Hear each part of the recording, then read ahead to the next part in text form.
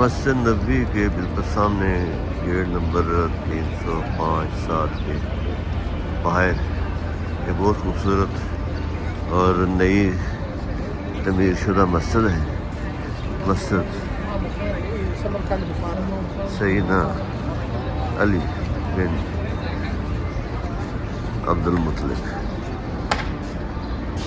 یہ مسجد پہلی دفعہ یہ تعمیر ہوئی تھی 35 ہجری میں خلیفہ عثمان بن عفان رضی اللہ تعالیٰ عنہ کے دور میں. اور یہاں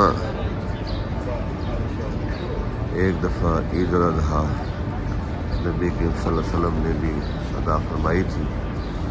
اس کے بعد یہ مسجد مختلف ادوار سے گزرتی ہوئی امیہ دور حکومت میں یعنی 93-87 سے 93 ہجری میں یہ تعمیر ہوئی.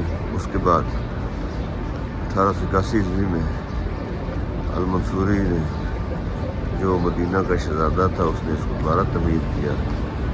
اور اس کے بعد یہ جو آپ موجودہ سٹرکچر ہے یہ کنگ فہد بن عبدالعزیز کے دور میں تعمیر کیا گیا.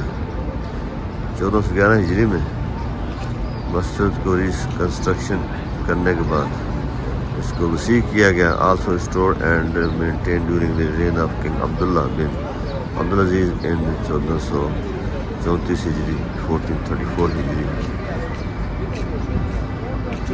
اور کنگ سلمان کے دور میں اس کا اور زیادہ وسیع اور کافی بہتر تعمیر کا پروجیکٹ مکمل کیا.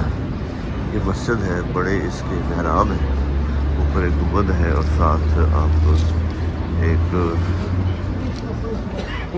چھوٹا مینار بھی دیکھ رہے ہیں. ابھی آپ اس مسجد کے اندر لے کر چلتے ہیں. یہ اس کا مین داخلی دروازہ ہے.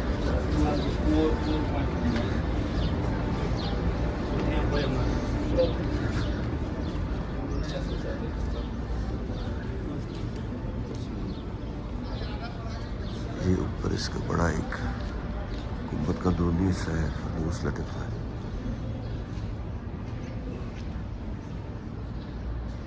سرخ اینٹوں سے اندر سے یہ سجائی گئی اور دیدہ زیب مسجد ہے, محراب ہے,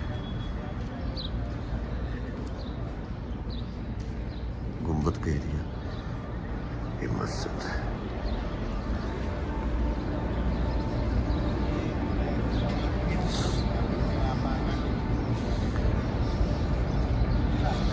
یہ مسجد آس پاس ہوٹلوں کے درمیان گری ہوئی ہے اور بالکل سامنے روضہ رسول مسجد نبوی کے آپ کو مینار نظر آ رہے ہیں.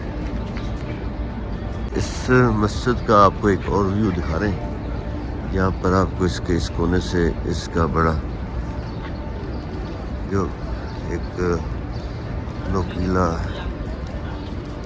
پرانی طرز کا بنا ہوا مینار نظر آ رہا ہے. اس کے ساتھ ساتھ اوپر آپ کو ایک گنبد تھوڑا سا نظر آ رہا ہے.